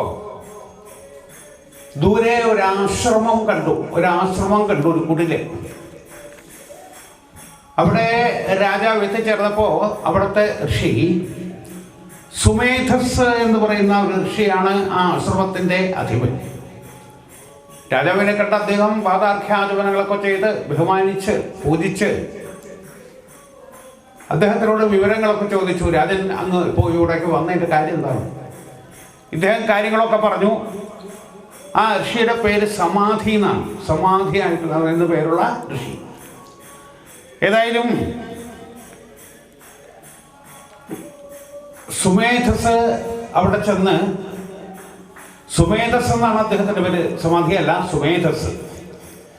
ആ സുമേധസ് എന്ന് പറയുന്ന ഋഷിയെ കണ്ട് കാര്യങ്ങളൊക്കെ ചർച്ച ചെയ്തു. അദ്ദേഹം പറഞ്ഞു നമുക്കിതിന് വഴിയുണ്ടാക്കാം. അങ്ങനെ ഇരിക്കുമ്പോൾ സമാധി എന്ന പേരുള്ള ഒരു വൈശ്യൻ, ഒരു കച്ചവടക്കാരൻ വളരെ ദുഃഖാർത്ഥനായിട്ട് കാട്ടിൽ എത്തിച്ചേർന്നു. വലിയൊരു ധനവാനായിരുന്ന വൈശ്യനാണ് ഇപ്പോൾ കാട്ടിലവിടെ എത്തിച്ചേർന്നത്. ഇവർ തമ്മിൽ പരിചയപ്പെട്ടപ്പോൾ എന്താ, രണ്ടുപേർക്കും ഒരേ തരത്തിലുള്ള ദുഃഖങ്ങളാണ്. നമ്മൾ ഇന്ന് സമൂഹത്തിലൊക്കെ കണ്ടുവരുന്നത് അത് തന്നെയാണ്. നമുക്ക് ഭയങ്കര ദുഃഖം ഉണ്ടെന്ന് വിചാരിച്ച് നമ്മൾ മറ്റൊരാളുടെ അടുത്ത് നിന്ന് നമ്മുടെ ദുഃഖത്തിൻ്റെതായിട്ടുള്ള കാരണങ്ങൾ അഴിക്കുമ്പോഴാണ് കേൾക്കുന്നവനോ അതിലും വലിയ ദുഃഖത്തിലിരിക്കുന്നവനാണ്. അവൻ പറയാണ് ഇതെന്ത് നിസ്സാരം, എൻ്റെ കാര്യം ഇതിലും കഷ്ടമാണ്. സാധാരണ അങ്ങനെ കാണാറില്ലേ? സാധാരണ അങ്ങനെ നമുക്ക് അനുഭവപ്പെടാറില്ലേ? അപ്പം നമ്മളിപ്പോൾ വളരെ ദുഃഖിച്ചിട്ട് ഒരിടത്ത് ചെന്നാൽ അവിടെ ഒരാളുടെ നമ്മുടെ ദുഃഖം, മനുഷ്യരിൽ നമ്മൾ തമ്മിൽ എന്തെങ്കിലും ദുഃഖങ്ങൾ പങ്കുവയ്ക്കുകയാണെങ്കിൽ നമ്മൾ ഒരാളുടെ അടുത്ത് പറഞ്ഞിട്ടുണ്ടെങ്കിൽ അയാൾ ഒരുപക്ഷെ നമ്മളിൽ കൂടുതൽ കഷ്ടനഷ്ടങ്ങൾ അനുഭവിക്കുന്ന ആളായിരിക്കും. ഈ രണ്ടുപേരും ഇതിനെക്കുറിച്ച് പറഞ്ഞുകൊണ്ട് വല്ല കാര്യമുണ്ടോ? ഒരു കാര്യമില്ല. ഏതായാലും ഇവർ തമ്മിൽ പറഞ്ഞു. അദ്ദേഹത്തിൻ്റെ ദുഃഖ കാരണം എന്താണെന്ന് വെച്ചാൽ വലിയ ധനവാനായിരുന്നു. കൂടെ സ്വന്തം എന്ന് കരുതിയിരുന്ന ഭാര്യയും മക്കളുമൊക്കെ ഇദ്ദേഹത്തിൻ്റെ കയ്യിൽ നിന്ന് ധനം എടുത്ത് ചെലവാക്കി അവസാനം ഇദ്ദേഹത്തിനെ തള്ളിപ്പറഞ്ഞു. ഇതൊക്കെ സ്വാഭാവികമായിട്ടുണ്ടാവുന്ന കാര്യങ്ങളാണ്, ഇപ്പോഴും നമ്മൾ കാണുന്നുണ്ട്. തള്ളിപ്പറഞ്ഞതോടുകൂടി എൻ്റേതാണെന്ന് വിചാരിച്ചിരുന്ന പലതും നഷ്ടപ്പെടുമ്പോൾ ഉണ്ടാകുന്ന ദുഃഖം അത് ഭയങ്കരമായ ദുഃഖമാണ്. നമ്മുടേതാണ് സ്വന്തം എന്നൊക്കെ കരുതി വെച്ചു. ഈ ലോകത്തിൽ സ്വന്തമായിട്ട് ആരോ ഉള്ളേ? ഇനി ഞാൻ ചോദിക്കട്ടെ, നമുക്ക് ഏറ്റവും കൂടുതൽ സ്നേഹം നമുക്ക് ആരോടാ? ഏറ്റവും കൂടുതൽ സ്നേഹം നമുക്ക് ആരോടാ? ഏറ്റവും കൂടുതൽ സ്നേഹം ആരോടാന്ന് വെച്ചാൽ നമ്മളോട് തന്നെ. നമ്മളോടുള്ള സ്നേഹം പോലെ വേറെ ആരോടും സ്നേഹമില്ല. ഞാനിങ്ങനെ ചോദിക്കുമ്പോൾ എന്തെങ്കിലുമൊക്കെ പറയാത്തത് എന്താണെന്ന് വെച്ചാൽ ഈ വായു മൂടി കെട്ടിക്കൊണ്ടിരിക്കുന്നതുകൊണ്ടാണോ എന്നൊക്കെ എനിക്ക് സംശയമുണ്ട്. കാരണം നിങ്ങളൊന്നും മിണ്ടണില്ല, എന്നാൽ പ്രതികരിക്കുക അതുമില്ല. ഞാൻ ഇന്നലെ പറഞ്ഞ പോലെ നേരത്തെ നമ്മൾ മുഖം മൂടി ധരിച്ച് നടന്നിരുന്നെങ്കിൽ, ധരിച്ച് നടന്നാൽ നിങ്ങളൊന്ന് റോഡിൽ കൂടി മുഖം മൂടി ധരിച്ചു നോക്കി പോലീസ് അറസ്റ്റ് ചെയ്യും. ഇപ്പം മുഖം മൂടി ധരിച്ചില്ലെങ്കിൽ പിഴയിടേണ്ടി വരും. നോക്കി കാലം പോണ പോക്കതൊക്കെ. പണ്ട് ധരിച്ചാൽ കുഴപ്പം, ഇപ്പം ധരിച്ചില്ലെങ്കിൽ കുഴപ്പം. ഇതാണ് ഓരോ സമയത്തും വന്നുകൊണ്ടിരിക്കുന്നത്. അപ്പം ഇവിടെ എന്തെന്ന് വെച്ചാൽ ഈ സമാധി എന്ന് പേരുള്ള വൈശ്യൻ ഈ രാജാവിനോട്, സുരഥനോട് പറയാണ്, ഞാൻ എൻ്റേതെന്ന് വിചാരിച്ചിരുന്ന പലതും എന്നിൽ നിന്ന് നഷ്ടമായി. എന്നെ തള്ളിപ്പറഞ്ഞു. അതോടുകൂടി ഏറെ ദുഃഖിച്ച് ഇനി ഇതിനൊരു പ്രതിവിധി എന്താണ് എന്ന് അന്വേഷിച്ചുകൊണ്ട് ഞാൻ നാടും വീടും ഒക്കെ വിട്ട് ഇപ്പോൾ ആ കാട്ടിലേക്ക് വന്നിരിക്കുകയാണെങ്കിൽ അതിനൊരു പരിഹാരം കാണണം. രാജാവ് പറഞ്ഞു ഇതിൽ കഷ്ടമാണ് എൻ്റെ കാര്യം. എൻ്റെ കൂടെ ഉണ്ടായിരുന്നവർ ശത്രുപക്ഷത്തേക്ക് മാറി എന്നെ ഇല്ലായ്മ ചെയ്യാനായിട്ട് ശ്രമിച്ചു. രണ്ടുപേരുടെ ദുഃഖം ഒന്ന് തന്നെയാണ്. ഈ ദുഃഖങ്ങളൊക്കെ എല്ലാവരുടെയും ഒന്ന് തന്നെയാണ്, ആലോചിച്ചാലും ഒന്നുമില്ല. അവിടെ എന്ത് ചെയ്യണം? ദുഃഖങ്ങളൊക്കെ വരുമ്പോൾ ദുഃഖങ്ങളെക്കുറിച്ച് ആലോചിക്കാതിരിക്കുക, അതേ ഉള്ളൂ. എപ്പോഴും കഴിവുകാരെന്ന് പറയുന്നത് ദുഃഖങ്ങളെയൊക്കെ നമ്മളെ വലുതാക്കണം, അങ്ങനെയല്ലേ? കുറച്ചല്ലേ ഉള്ളൂ ദുഃഖ കാരണം. അതിനെ നമ്മൾ എന്ത് ചെയ്യും? ആലോചിച്ച് വലുതാക്കി പൊട്ടിപ്പും തൊങ്ങലും കിരീടവും മാലയൊക്കെ ചാർത്തി കൊടുക്കും. അങ്ങനെ ചാർത്തി കൊടുത്തു കഴിയുമ്പോൾ പിന്നെ ഇത് നമ്മളെ വിഴുങ്ങിയോടെ പിന്നെ പുറത്തു വരാൻ നിവർത്തരുത്. ഇവർ രണ്ടുപേരും കൂടി ആ സുമേധസ് എന്ന് പറയുന്ന താപസന്റെ സന്യാസി ശ്രേഷ്ഠന്റെ ആ കുടിലിൽ ചെന്ന് അദ്ദേഹത്തിനെ കണ്ട് ഈ വിവരങ്ങളൊക്കെ പറഞ്ഞപ്പോൾ അദ്ദേഹം പറഞ്ഞു, ലോകത്തിലെ ഭൗതികത്തിൽ പ്രപഞ്ചത്തിൽ ജീവിക്കുന്ന എല്ലാ പ്രാണികൾക്കും സുഖദുഃഖാദി സമ്മിശ്ര വികാരങ്ങളൊക്കെ ഉണ്ടാകും. ബുദ്ധിയുള്ളവൻ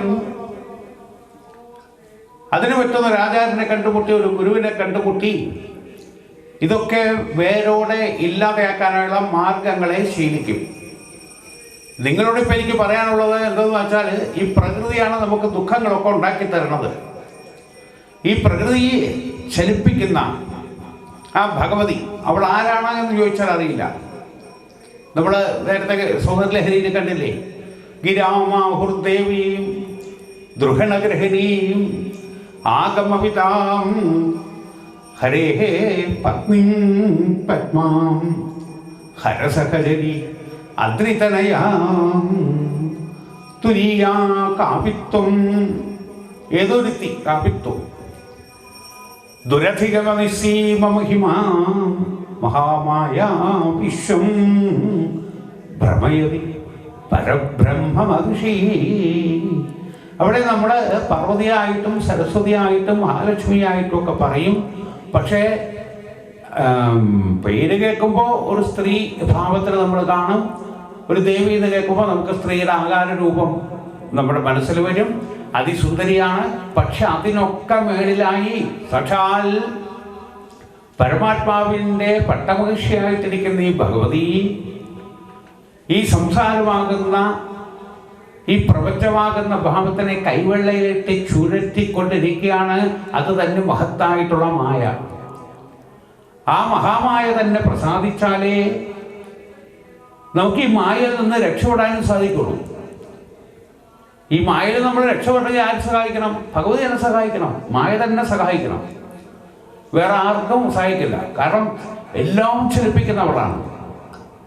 അതുകൊണ്ട് നിങ്ങൾ സാക്ഷാൽ ഭഗവതിയെ തന്നെ ഉപാസിക്കുക. അതിനുള്ള തന്ത്രങ്ങളൊക്കെ പൂജാവിധികളൊക്കെ ഞാൻ പറഞ്ഞു തരാം. ഏകാഗ്രമായ മനസ്സോടുകൂടി ശുദ്ധമായ മനസ്സോടുകൂടി നമ്മൾ ഭഗവതിയെ പൂജിക്കുക. പിന്നെ നവരാത്രി കാലത്ത് നമ്മളൊക്കെ വളരെ ശുദ്ധമായ മനസ്സോടുകൂടി അല്ലേ, അത് വേണമെങ്കിൽ മാറ്റാം, ഭഗവതി ഉപാസന ഭഗവതി പൂജ നടത്തുന്നവരാണ്. ആണോ? ഇന്ന് വെള്ളിയാഴ്ചയാണ്.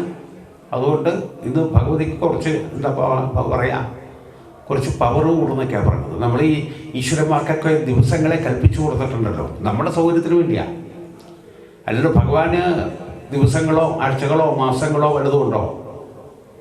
ഒന്നുമില്ല. പക്ഷെ നമ്മൾ കൽപ്പിച്ചു കൊടുത്തേക്കെന്ന് വെച്ചാൽ നമ്മുടെ സൗകര്യത്തിന് വേണ്ടിയിട്ട് തിങ്കളാഴ്ച മഹാദേവനും കൊടുത്തു, ചൊവ്വാഴ്ച ഭഗവതിക്കും കൊടുത്തു, ബുധനും വ്യാഴവും ഒക്കെ ഗുരുവായൂരപ്പനും കൊടുത്തു, വെള്ളിയാഴ്ച ഭഗവതിക്ക് കൊടുത്തു, ശനിയാഴ്ച വീണ്ടും നമ്മൾ ഇത്തരത്തിലുള്ള ഓരോ ദൈവിക സങ്കല്പങ്ങൾ കൊടുക്കുക. അപ്പോൾ എന്താ ഗുണം?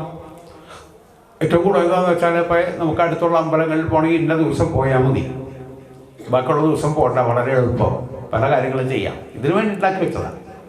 അല്ലെങ്കിൽ ഈ ദിവസങ്ങൾക്കൊരു പ്രാധാന്യം ഉണ്ടെന്ന് എനിക്ക് തോന്നുന്നില്ല. ചിലപ്പോൾ എനിക്ക് അറിവില്ലാത്തതുകൊണ്ടായിരിക്കാം. പക്ഷെ ഞാനങ്ങനെ വിശ്വസിക്കുന്ന ആളാണ്. എല്ലാ ദിവസവും ഒരുപോലെയാണ്, എല്ലാ രൂപവും ഒന്നാണ്, എല്ലാ ഭാവങ്ങളും ഒന്നാണ്. പലതായിട്ടുള്ള ഭാവങ്ങളെ ഒന്നായിട്ട് കണ്ടു കഴിഞ്ഞാൽ അതിൽ നിന്ന് കിട്ടുന്നതായിട്ടുള്ള ആ ഒരു ശക്തി, ആ ഒരു തേജസ്, അത് അമൂല്യമാണ്. ഏതായാലും ആ ഭഗവതി എന്ന് പറഞ്ഞാൽ ഇത്രയും മഹത്തായിട്ടുള്ള മായയാണ്. അവിടെ ഈ പ്രപഞ്ചത്തിനെ തന്നെ വട്ടം കറക്കിക്കൊണ്ടിരിക്കുന്നവളാണ്. അതുകൊണ്ട് ആ തേജോരൂപിണിയായിട്ടുള്ള മാതൃഭാവത്തിൽ നിങ്ങൾ അമ്മയെ പൂജിക്കുക. അല്ലാണ്ട് ഇതിന് മറ്റൊരു വഴി കാണാൻ ആചാര്യന്മാർ പറഞ്ഞു തന്നിട്ടുണ്ട് ഓരോ ആചരണങ്ങളൊക്കെ അല്ലേ. ഇപ്പം കുളി തന്നെ 4 തരത്തിലുണ്ട്. കുളിക്കണത് തന്നെ 4 തരത്തിലുണ്ടെന്നാണ്. മുനിസ്നാനം, ദേവസ്നാനം, മാനവ സ്നാനം, രാക്ഷസീ സ്നാനം. 4 പേരിലാണ് അത് അറിയപ്പെടുന്നത്. വെളുപ്പിന് 3 മണിക്കും 5 മണിക്കും ഇടയ്ക്ക് കുളിക്കുന്നത്, സ്നാനം ചെയ്യുന്നത്, നല്ല നദിയിലിറങ്ങി അല്ലെങ്കിൽ ശുദ്ധമായ ജലത്തിൽ നമ്മൾ സ്നാനം ചെയ്താൽ മനസ്സിനും ശരീരത്തിനൊക്കെ ഉന്മേഷം, അതുപോലെ തന്നെ ബുദ്ധി, രോഗം വരാത്ത ഭാവം, ഇതൊക്കെ ഉണ്ടാവുന്നതാണ് ആചാര്യന്മാരെന്നൊക്കെ ഞാൻ കേട്ടിട്ടുള്ളൂ. അതാണ് ഏറ്റവും നല്ല സമയം കുളിക്കാൻ. 5 മണിക്ക് 6 മണിക്ക് ഇടയ്ക്കാണെങ്കിൽ ദേവസ്നാനം എന്ന് പറയും. അത് വലിയ തിരക്കില്ല. 6 മണിക്കും 8 മണിക്ക് ഇടയ്ക്കാണ് മാനവസ്നാനം. നമ്മളൊക്കെ മിനിമം കുളിക്കേണ്ട സമയമാണ്. 6 മണിക്ക് 8 മണിക്ക്. 8 മണിക്ക് ശേഷം കുളിക്കുന്നത് കഷ്ടം, രാക്ഷസീ സ്നാനം എന്നാണ്. ഇനി ഞാനിത് പറഞ്ഞ കേട്ടിട്ട് കുളിക്കാതെ ഒന്നും ഇരിക്കേണ്ട കേട്ടോ. കാരണം ഇനിയിപ്പോൾ 8 മണി കഴിഞ്ഞു ഇനി കുളിക്കണില്ല എന്ന് ചോദിച്ചാൽ കുളിക്കാണ്ടിരുന്നാൽ നിങ്ങൾക്ക് തന്നെ ഇതിന് കുഴപ്പം. അപ്പോൾ ഇതൊക്കെ നമ്മുടെ ആചരണങ്ങൾ. ഇങ്ങനെ നമ്മൾ ചെയ്യുന്ന എല്ലാത്തിനും അതിൻ്റെതായ ചില കാര്യങ്ങളൊക്കെ ഉണ്ട്. ആദ്യം മുതൽ ചെയ്യുന്ന പ്രവൃത്തികൾ മുതൽ അവസാനം നമ്മൾ കിടക്കണ വരെ ചെയ്യുന്ന പ്രവൃത്തികൾക്ക് എല്ലാത്തിനും അതിൻ്റേതായിട്ടുള്ള നിയമങ്ങളും അതിൻ്റേതായ ഫലങ്ങളും ഒക്കെ ഉണ്ട്. ഇതൊക്കെ നമ്മൾ എവിടെന്നൊക്കെ കേട്ടോ അല്ലെങ്കിൽ വായിച്ചൊക്കെ മനസ്സിലാക്കിയാലും നമുക്കതിലേക്ക് മനസ്സ് ചെല്ലുമോ? മനസ്സ് ഒരു ദിവസം നമ്മൾ പ്രവർത്തിക്കും, അത് കഴിഞ്ഞാലോ ഒരർത്ഥമില്ല എന്ന് പറയും. നിഷ്ഠയായിട്ട് ജീവിതം, അതിനു വേണ്ടിയിട്ടാണ് നിഷ്ഠയായ ഒരു ജീവിതം. എന്താ നിഷ്ഠ എന്ന് പറഞ്ഞാൽ? ഇന്ന് അമാവാസിക്ക് എന്തെങ്കിലും ഒരു കാര്യം ചെയ്തു, ഇനിയിപ്പോൾ അടുത്ത അമാവാസിക്ക് ചെയ്ത നിഷ്ഠയാണോ? ഒരേ കാര്യങ്ങൾ ഒരേ സമയത്ത് കൃത്യമായി നമ്മൾ അനുഷ്ഠിച്ചു കൊണ്ടിരിക്കുന്നതിനെയാണ് നിഷ്ഠ എന്ന് പറയുന്നത്. അത് നമ്മുടെ മനസ്സിനെ പിടിച്ചു നിർത്താൻ സഹായിക്കും. ഈ നിഷ്ഠ കൊണ്ടുള്ള ഗുണം എന്താണെന്ന് വെച്ചാൽ നമ്മുടെ മനസ്സിനെ ഒരു പരിധി വരെ നമുക്ക് ഒന്ന് കൺട്രോൾ ചെയ്യാൻ സാധിക്കും. അതാണ് ഈ നിഷ്ഠകളിൽ നിന്ന് കിട്ടുന്നത്. ഏതായാലും ഇവർ രണ്ടുപേരും കൂടി ഭഗവതി ധ്യാനനിരതനായി ആ ആശ്രമത്തിലിരുന്ന് യാതൊരു ബന്ധങ്ങളില്ലാണ്ട് ആശ്രമത്തിലിരുന്ന് ഭഗവതി പാദപൂജകൾ ചെയ്യാം. ആ ഭഗവതി പാദപൂജകൾ ചെയ്യുമ്പോൾ അവിടെ ആഹാരത്തിനോ അല്ലെങ്കിൽ ശാരീരികമായ മറ്റൊരു കാര്യങ്ങൾക്കും യാതൊരു പ്രാധാന്യവും കൊടുക്കാതെ സർവ്വതും ജഗന്മയിയായിട്ടുള്ള അംബിക തന്നെയാണ് എന്ന് അറിഞ്ഞ് വിശ്വസിച്ച് അവിടെ അനുഷ്ഠിച്ചു വരികയാണ്. കുറെ കാലങ്ങൾ ചെയ്തു കഴിഞ്ഞാൽ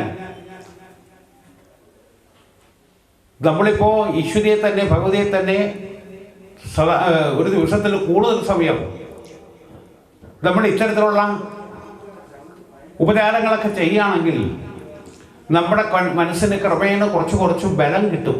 യാതൊരു ആവശ്യമില്ല. ഏറ്റവും നല്ലത് നമ്മൾ കുട്ടികളെ ഇത് പഠിപ്പിക്കുമോ? നമ്മൾ സാധാരണ കുട്ടികളെ ഇത് പഠിപ്പിക്കാറുണ്ടോ? ഇല്ല. കാരണം എന്താ? അവരിനി വല്ല സന്യാസിയായിട്ട് പോവുമോ അല്ലെങ്കിൽ അവരിനി വേറെ എന്തെങ്കിലും കാര്യത്തിന് പോയി കഴിഞ്ഞാൽ ഞാൻ വിചാരിച്ചിട്ടുള്ള ആ കാര്യങ്ങളൊന്നും നടക്കില്ല. ആർക്കെങ്കിലും ഇഷ്ടാവുമോ നമ്മുടെ മക്കളെ സന്യാസത്തിന് പറഞ്ഞുകൂടെ? ഇഷ്ടാവുമോ?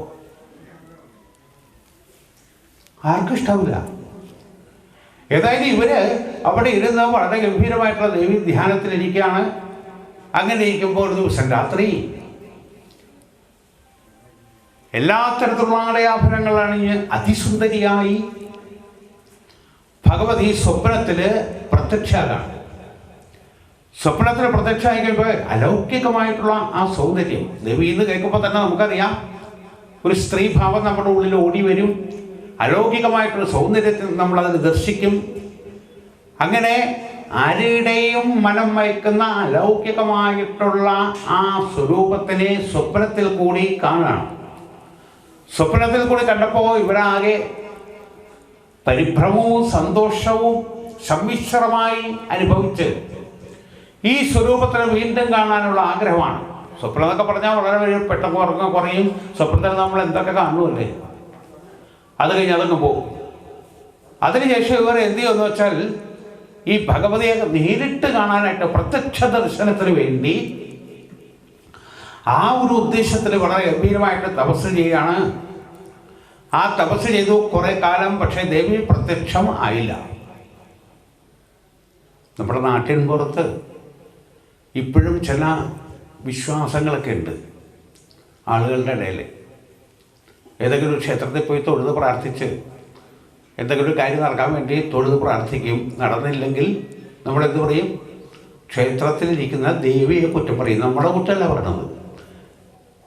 പഴയ പോലെ നല്ല ഇപ്പോൾ അങ്ങനെയല്ലേ സാധാരണ പറയാം. അതുകൊണ്ട് എന്ത് ചെയ്യും? അതിലും വലിയൊരു ക്ഷേത്രത്തിൽ പോയി നോക്കും. അവിടെയും കിട്ടിയില്ലെങ്കിലോ അതിന് വലുത് അന്വേഷിക്കും.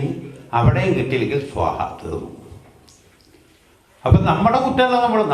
നമ്മൾ ഒരു ആരോപണങ്ങളും ഇല്ല നമുക്ക്. അത് നമ്മുടെ വ്യക്തി ജീവിതത്തിൽ നമ്മൾ വ്യക്തിയായിട്ടിരിക്കുന്നിടത്തോളം കാലം നമ്മളിൽ എന്തെങ്കിലും കുറ്റങ്ങൾ ആരോപിക്കപ്പെടുമോ? ഇല്ല, നമ്മൾ ആരോപിക്കപ്പെട്ടില്ല. നമ്മളെ പോലെ എല്ലാം കഴിഞ്ഞൊരു വേറെ ആരും ഇല്ലാமல் നമ്മുടെയൊക്കെ ഓരോരുത്തരുടെയും വിചാരം. അതാണ് നമ്മളൊക്കെ ഈ കുഴപ്പങ്ങളിൽ കൊണ്ടുചേർന്ന അഹം മമ, ഞാനും എൻ്റേതും. ഈ ഞാനും എൻ്റേതും എന്ന് പറയുന്ന ഭാവം എവിടെയാണോ അവസാനിക്കണത് അവിടെ ഒരു നല്ല മനസ്സിൽ എന്തെങ്കിലും തെളിഞ്ഞ് വരുള്ളൂ. ഇത് ഉള്ളിടത്തോളം കാലം, കുറച്ചെങ്കിലും അഹങ്കാരം ഉള്ളിടത്തോളം കാലം ഈശ്വരനെ അന്വേഷിച്ചാൽ കിട്ടില്ല. ഈ അഹങ്കാരം മുഴുവൻ പോണം. നമ്മളിലൊക്കെ നമ്മുടെ നോയിക്കോളും. നിങ്ങൾ തന്നെ നിങ്ങളുടെ കാര്യത്തെക്കുറിച്ച് അറിയാൻ പറ്റും. നിങ്ങൾക്ക് തന്നെ നിങ്ങളുടെ അഹങ്കാരത്തിനെ കുറിച്ച് അറിയാൻ പറ്റും. നിങ്ങൾ ചെയ്യേണ്ട പ്രവൃത്തിയെക്കുറിച്ച് നിങ്ങളൊന്ന് ആലോചിച്ചാൽ മതി. ഓരോ ദിവസവും നിങ്ങൾ ചെയ്യുന്ന പ്രവൃത്തിയെക്കുറിച്ച് നിങ്ങൾ ആലോചിച്ചാൽ എന്തെല്ലാം അഹങ്കാരങ്ങൾ അതിനകത്ത് കടന്നുകൂടിയിട്ടുണ്ടെന്ന് പ്രത്യേകിച്ച് നമുക്ക് എടുത്ത് കാണാനായിട്ട് സാധിക്കും. പിന്നെ മറ്റൊന്നാണ് എൻ്റേത്. ഒക്കെ എൻ്റെയാണ്, എനിക്ക് വേണം എന്നുള്ള രീതിയിലുള്ള ജീവിതത്തിൻ്റെ പ്രയാണം. ഇതൊക്കെ എന്ന് നശിക്കണം? ഇതൊക്കെ എന്ന് നശിക്കും? ഇതൊക്കെ എന്നാണോ നശിക്കുന്നത് അന്നാണ് ഈശ്വരൻ വസിക്കുന്ന ഒരു മനസ്സിൻ്റെ ഉടമകളായി നമുക്ക് മാറാൻ സാധിക്കുള്ളൂ. അല്ലാതെ അടുത്തോളം കാലം പറ്റില്ല. നമ്മൾ പലതരത്തിലും മുങ്ങിക്കളിച്ച് ഈ അഹങ്കാരത്തിൽ കിടന്ന് ഇങ്ങനെ പോവുകയാണ്. നിങ്ങൾ കേട്ട് കാണാം, ഭാഗവതം, വിഷ്ണു ഭാഗവതം വായിക്കുമ്പോൾ ഭഗവാൻ ശ്രീകൃഷ്ണ പരമാത്മാവ് തൻ്റെ ബാലലീലയിൽ പലതരത്തിലുള്ള കുസൃതി കാര്യങ്ങളൊക്കെ കാണിച്ചിട്ട് സഹിക്കാൻ വയ്യ യശോദാമ്മയ്ക്ക്. സഹിക്കാൻ വയ്യാതെ വന്നപ്പോൾ മറ്റുള്ള ആളുകളുടെയൊക്കെ പ്രേരണ നിമിത്തം ഇനി എന്തെങ്കിലും തെറ്റ് ചെയ്ത് കഴിഞ്ഞാൽ കെട്ടിയിടണമെന്ന് വിചാരിച്ചുകൊണ്ടിരുന്നപ്പോൾ ഭഗവാൻ അറിഞ്ഞു. അങ്ങനെ വീണ്ടും ഭഗവാൻ ഉറിയൊക്കെ തല്ലി പൊട്ടിച്ച് അവിടെ തൈർക്കുടങ്ങളൊക്കെ ഉടച്ച് നിൽക്കുമ്പോൾ യശോദാമ്മ ദേഷ്യം കയറി കെട്ടിയിടാനായിട്ട് ഭഗവാനെ പിടിക്കാൻ ഓടിച്ചിടണം. ഭഗവാനെ ഓടുക, അമ്മയാണെങ്കിൽ പുറയിൽ ഓടിയിട്ട് കിട്ടണില്ല. അവസാനം കിട്ടാതെ വന്നു കഴിഞ്ഞപ്പോൾ എന്ത് പറ്റി? അഹങ്കാരം ശമിക്കുന്നിടത്ത് കുറച്ച് നമ്മൾ ഞാൻ കെട്ടും എന്നൊക്കെ ഉള്ള അഹങ്കാരമൊക്കെ കുറച്ച് ശ്രമിച്ചപ്പോൾ വളരെ വിഷമയായിട്ട് താടിക്ക് കൈയും കൊടുത്തിരിക്കുന്നുണ്ട്. അപ്പോൾ സഹിച്ചില്ല, ഉടനെ ചെന്നേ കൊച്ചുകുട്ടിയല്ലേ ചെന്നിട്ട് അമ്മോട് പറഞ്ഞു, അമ്മ എന്നാ കെട്ടി പിടിച്ചോളൂ പറഞ്ഞു. നിന്ന് കൊടുത്തു, പിടിച്ചു. കിങ്കിരിമാര് കൂടെ ഉണ്ടായിരുന്ന തൊഴിമാരൊക്കെ വന്നിട്ട് കയറ് കൊടുത്തു കെട്ടാൻ. ആദ്യത്തെ കയറോട് കെട്ടി നോക്കി, അപ്പം തികയില്ല, 2 അങ്കുലം കുറവ്, 2 വിരൽപ്പാട് കുറവ്. പിന്നെയും കൊണ്ടുവന്നു കയറ്, അത് വെച്ച് കെട്ടാൻ നോക്കി, അപ്പോഴും തികയില്ല, 2 അങ്കുലം കുറവ്.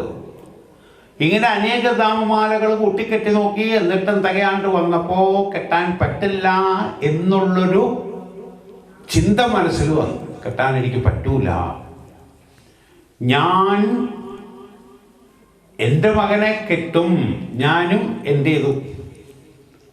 അത് ഉള്ളിടത്തോളം കാലം ആ കെട്ട് മുറുകിയില്ല എന്നാണ്. ആ 2 അങ്കുലം എന്ന് പറഞ്ഞത് ഞാനും എൻ്റേതും.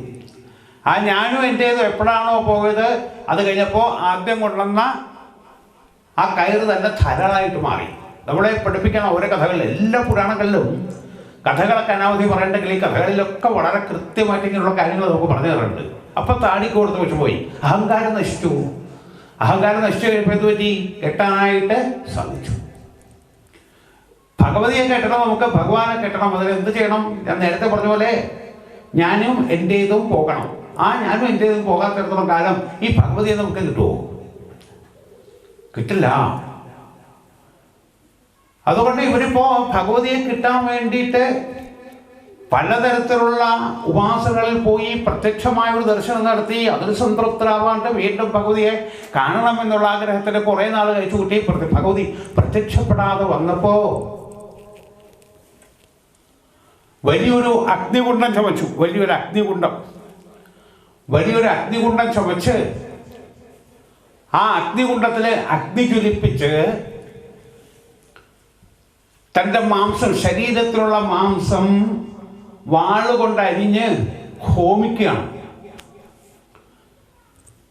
ആ ശരീരം തന്നെ ഭഗവതിക്ക് സമർപ്പിക്കുകയാണ്. ഇനി ശരീരം തന്നെ വേണ്ട. അതുകൊണ്ട് ശരീരം തന്നെ ഹോമിച്ച് കഴിയുമ്പോൾ അവരുടെ തീവ്രമായ ഭക്തിയുടെയും തീവ്രമായിട്ടുള്ള ആ ഉപാസനയുടെയും ആഗ്രഹത്തിൻ്റെയും ഭഗവതിയെ കിട്ടണം എന്നുള്ള ആഗ്രഹത്തിൻ്റെയും ഫലമായിട്ട് ശരീരം തന്നെ ഉപേക്ഷിക്കാൻ തയ്യാറായപ്പോൾ ഭഗവതി അവർക്ക് പ്രത്യക്ഷ ദർശനം കൊടുത്ത് അനുഗ്രഹിച്ചു. കാരണം അവർക്ക് മനസ്സിലായി, ഈ ശരീരം കൊണ്ടിരുന്ന് ഇത്രയും നാളൊക്കെ ഉപാസന കിട്ടിയ ഈ ശരീരം തന്നെ കളയാൻ തയ്യാറാ. എന്തിനു വേണ്ടി? എനിക്ക് ഈശ്വരിയെ കിട്ടണം, ഭഗവാനെ കിട്ടണം എന്ന് പറഞ്ഞാൽ നമ്മുടെ ശരീരത്തിനെ കളയാനല്ല ഈ പറയണത്. ഈ ശരീരം കൊണ്ട്, ഈ ശരീരം നമുക്ക് കിട്ടിയിട്ടുള്ളത് ഭഗവത് ഉപാസനയ്ക്ക് വേണ്ടി ആണ്. ഭഗവത് ഉപാസനയ്ക്ക് വേണ്ടിയിട്ടാണ് നമുക്ക് ഈ ശരീരം കിട്ടിയത്. പിന്നെ നമ്മൾ ചെയ്യണം കർമ്മങ്ങൾ നമ്മൾ ചെയ്യും. കാരണം കർമ്മങ്ങൾ ചെയ്യാണ്ട് നിവൃത്തിയില്ല. കാരണം ആ കർമ്മത്തില് എന്തൊക്കെ ചെയ്യണം എന്ന് വെച്ചാൽ നമ്മൾക്ക് വിധിച്ചതൊക്കെ നമ്മൾ ചെയ്യണം. മനസ്സിനെ അസ്വസ്ഥമാക്കുന്ന, അസ്ഥിരമാക്കുന്ന എല്ലാ കാര്യങ്ങളിൽ നിന്നും സ്വയമേവ അതിനെ അറിഞ്ഞ് മനസ്സിലാക്കി അതിനെ നിയന്ത്രിച്ച് ആത്മാവിൻ്റെ സ്വാധീനത്തിൽ നിർത്താനായിട്ട് ശ്രമിക്കണം. കർമ്മങ്ങളൊക്കെ നമുക്ക് വിട്ടൊന്നും പോകാൻ പറ്റുന്നില്ല. കർമ്മങ്ങളൊക്കെ ചെയ്യണം. ആ കർമ്മങ്ങൾ എങ്ങനെ ചെയ്യണം എന്നുള്ളത് ഈശ്വരാധിഷ്ഠിതമായിട്ടുള്ള കർമ്മങ്ങൾക്ക് മുൻതൂക്കം കൊടുക്കുക. ആഗ്രഹങ്ങൾക്ക് വേണ്ടിയിട്ട് കർമ്മങ്ങൾ ചെയ്യാതിരിക്കുക. നമ്മൾ വിധിച്ച കർമ്മങ്ങളൊക്കെ നമ്മൾ ചെയ്തോളും, ചെയ്യാണ്ട് പറ്റില്ല. ഏതായാലും അങ്ങനെ ചെയ്യുമ്പോൾ അതിനെ നിയന്ത്രിച്ച് നിർത്തിയിട്ട് ആത്മാവിൻ്റെ സ്വാധീനത്തിൽ ഇതിനെ നിർത്തി മനസ്സ് ശാന്തമാക്കി വിഷയാസക്തികളില്ലാത്തതാണ്.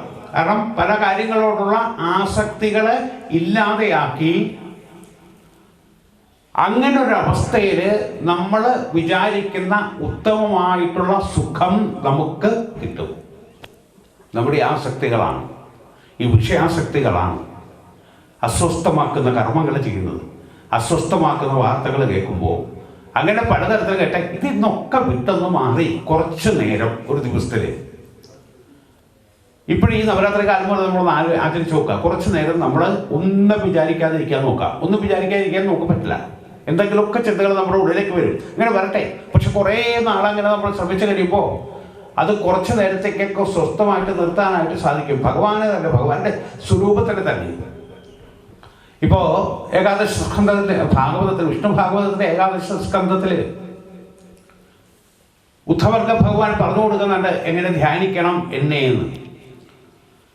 അപ്പോൾ അത് നമ്മുടെ ഗുരുക്കന്മാരുടെ ഇതൊക്കെ ആ ഓരോ ഭാവത്തിനെയും പൂജിക്കേണ്ടത്, ധ്യാനിക്കേണ്ടതായിട്ടുള്ള കാര്യങ്ങളെ മനസ്സിലാക്കി അതിനൊന്ന് ശ്രമിച്ചു നോക്കുക. അതിനൊന്ന് ശ്രമിച്ചു നോക്കിയാൽ നടക്കാത്ത വല്ല കാര്യമുണ്ടോ? ഈശ്വരാനുഗ്രഹം ഉണ്ടെങ്കിൽ, ഈശ്വരകൃപ ഉണ്ടെങ്കിൽ നമുക്ക് ഈ ജന്മത്തിൽ തന്നെ കുറച്ചെങ്കിലും അങ്ങനെ ഇരുന്ന് ജപിക്കാനായിട്ട് സാധിക്കും. അസ്വസ്ഥമായിട്ടുള്ള മനസ്സിനെ പിടിച്ചു കെട്ടുക കുറച്ച് നേരത്തേക്ക്. അതിന് നമ്മൾ ആദ്യമായി ശ്രമിക്കുക. അതിന് വേണ്ട കാര്യങ്ങളിലേക്ക് പോവുക. ആ സമയത്ത് തന്നെ അത് കഴിഞ്ഞാൽ നമ്മൾ കർമ്മങ്ങളിലൊക്കെ വ്യാപൃതരാകും. അപ്പോൾ നമ്മൾ കർമ്മങ്ങളിലും വ്യാപൃതരായിക്കോട്ടെ. പക്ഷെ നമ്മളിത് കുറച്ച് സമയം നമ്മൾ ഇതിനൊക്കെ കൊണ്ട് ശീലിച്ചൊക്കെ മുന്നോട്ട് പോയി കഴിഞ്ഞാൽ ക്രമേണ നമുക്കതിൻ്റെ സുഖം അതിൽ നമ്മൾ അനുഭവപ്പെടും. അതിൽ നമുക്ക് എത്തിച്ചേർക്കാനായിട്ട് സാധിക്കും. പാപങ്ങൾ എന്നറിയുന്ന ആ പ്രവൃത്തികൾ നമുക്ക് സ്വയമേവ അറിയാം. ഇന്ന പാപമാണ് എന്ന് അറിഞ്ഞാലും നമ്മളെ പാപത്തിന് ചെയ്യാറുണ്ട്, അല്ലേ? ഇന്ന് ചെയ്യണ പാപമാണെന്ന് അറിഞ്ഞാലും പാപത്തിന് ചെയ്യാറില്ലേ? ചെയ്യാറുണ്ട്. കാരണം അറിയുമോ, നമ്മുടെ ഉള്ളിൽ ഈ ക്രോധവും അഹങ്കാരവും ഒക്കെ ഉള്ളിടത്തോളം കാലം നമുക്ക് അതിൽ നിന്ന് വിട്ടു നിൽക്കാൻ പറ്റില്ല. നമ്മൾ അറിയാണ്ട് തന്നെ ചെയ്തു. ആ പാപമാണെന്ന് അറിഞ്ഞാൽ തന്നെയും ആ പാപത്തിനെ അറിഞ്ഞുകൊണ്ട് ചെയ്യുന്നവരുണ്ട്, ചെയ്യാറുണ്ട്. കാരണം എന്ന് വെച്ചാൽ എല്ലാ ഭൂതങ്ങളിലും, സമസ്ത ഭൂതങ്ങളിലും, സമസ്ത പ്രാണികളിലും പരമാത്മാവായിട്ടുള്ള ഈശ്വരനെ ദർശിക്കാൻ സാധിക്കാത്തിടത്തോളം കാലം നമുക്ക് ഈ പാപത്തിൽ നിന്ന് വിട്ടുപോകാൻ സാധിക്കില്ല. പരമാത്മാവായിട്ടുള്ള ഭഗവാനാണ് പശുപക്ഷി മൃഗാദികളും വൃക്ഷലതാദികളും ഒക്കെ ഉള്ളത് എന്ന സത്യമായിട്ടുള്ള ഭാവം രൂഢമൂലമായിട്ട് മനസ്സിൽ ഉറക്കാത്തിടത്തോളം കാലം ഈ പാപവാസനകളിൽ നിന്ന് നമുക്ക് രക്ഷപ്പെടാനായിട്ട് സാധിക്കില്ല. അതിനാണ് നമുക്ക് ഒരേ ആചാരങ്ങളൊക്കെ തന്നിട്ടുള്ളത്, നാമം ജപിക്കാനും മറ്റുള്ള കാര്യങ്ങളുമൊക്കെ. ഓരോ യുഗങ്ങളിലും വ്യത്യസ്തങ്ങളായിട്ടുള്ള പൂജാവിധികളെയും ഒക്കെ പറഞ്ഞു തന്നിട്ടുണ്ടെങ്കിൽ കലിയുഗത്തിലെ ഏറ്റവും പ്രധാനമായിട്ടുള്ളത് നാമജപമാണെന്ന് പറഞ്ഞു. കലിയുഗത്തിലെ ഏറ്റവും പ്രധാനം നാമജപമാണ്.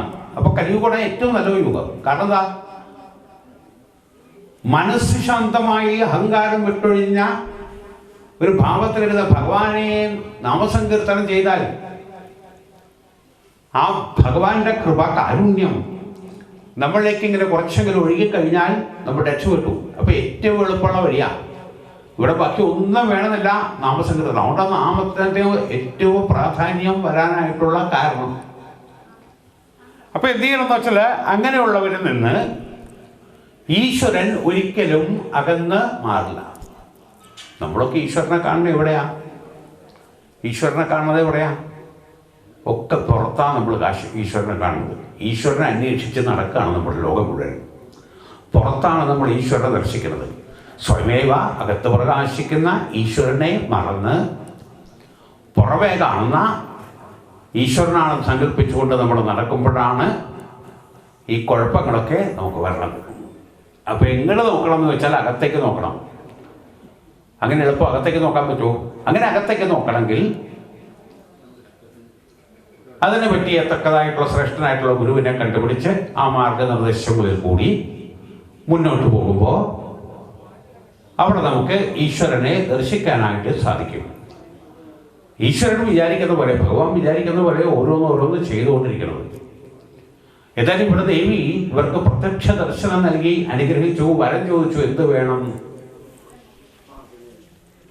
രാജാവ് ചോദിച്ച വരം എന്താണെന്നറിയാമോ?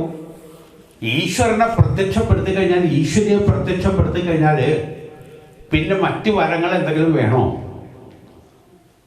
അത് തന്നെ ഏറ്റവും ശ്രേഷ്ഠം. ആ ഒരു രൂപം, ആ ഒരു ഭാവം മറക്കാണ്ട് ജീവിതത്തിൻ്റെ അവസാനം വരെ കൊണ്ടു നടക്കാമെന്നുള്ളതാണ് ബുദ്ധിമാന്മാരൊക്കെ സാധാരണ ചെയ്യുന്നത്.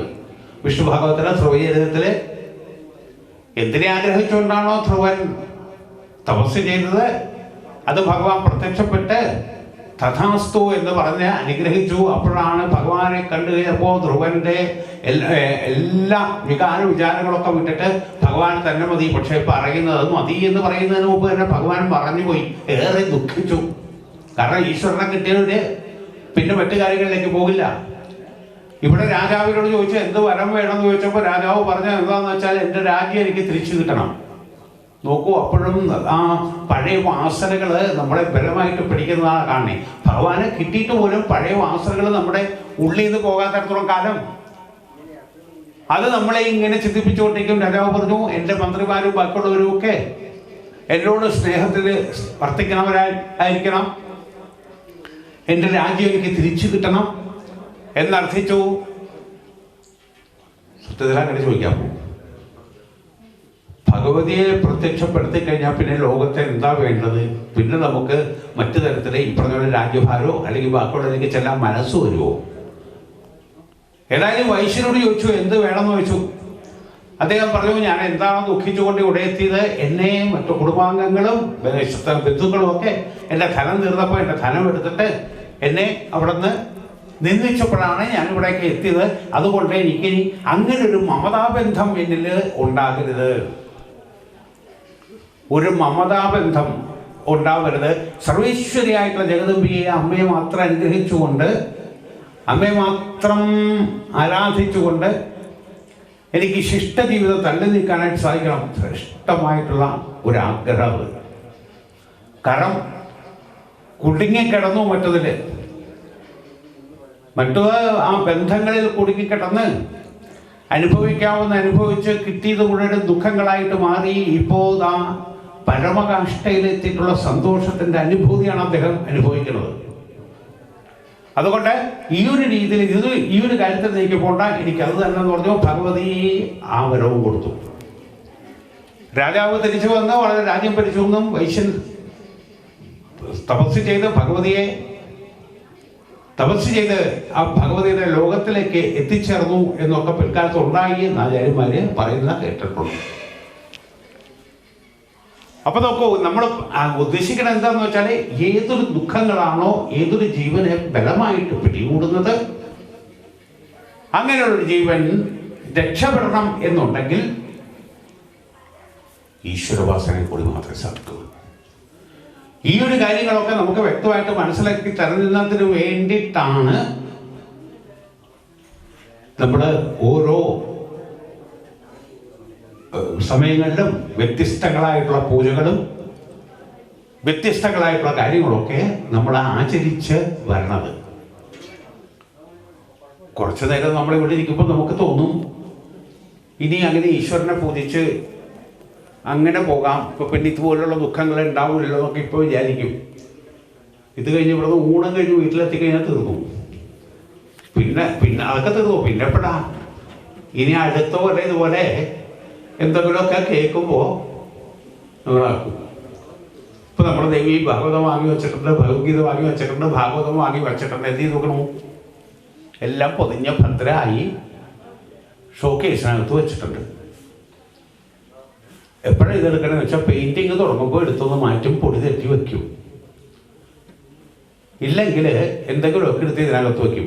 സാധാരണഗതിയിൽ ഇങ്ങനെയുള്ള ഗ്രന്ഥത്തിനകത്തൊക്കെ വയ്ക്കണത് നല്ല വില പിടിപ്പുള്ളതാണ്.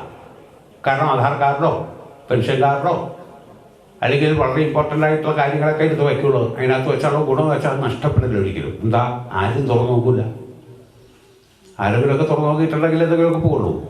ഇതാകുമ്പോൾ പിന്നെ അവിടെ സേഫായിട്ടിരുന്നുള്ളൂ. സേഫായിട്ട് ഇതിനാണ് നമ്മളിതൊക്കെ ഉപയോഗിക്കുന്നത്. അപ്പം ഇതിനെന്ത് ചെയ്യണം? തശ്രുണൻ പ്രപഠൻ വിചാരണപരോ ഭക്ത്യാ വിമുച്യേന്തരാ. ശ്രദ്ധയോടുകൂടി പഠിക്കുക. ശ്രദ്ധയോടുകൂടി പഠിക്കണം. മാത്രമല്ല, ശ്രദ്ധയോടുകൂടി പഠിച്ചു കഴിഞ്ഞാൽ അതിനെ മനനം ചെയ്യുക. അതിൽ പറഞ്ഞിട്ടുള്ള കാര്യങ്ങളെ നമ്മളൊന്ന് ആലോചിച്ച് നോക്കുക. വെറുതെ ഇരിക്കുമ്പോൾ ഇങ്ങനെ ആലോചിക്കുക. അപ്പോൾ നമുക്ക് അതിൽ നിന്ന് പല ആശയങ്ങളും ഉള്ളിൽ ഉരുത്തിരിഞ്ഞ് വരും. അതൊക്കെ ഈശ്വരൻ നമുക്ക് തരണം. ഈശ്വരനോട് നമുക്ക് ഇത്തിരി പ്രേമമുണ്ടെങ്കിൽ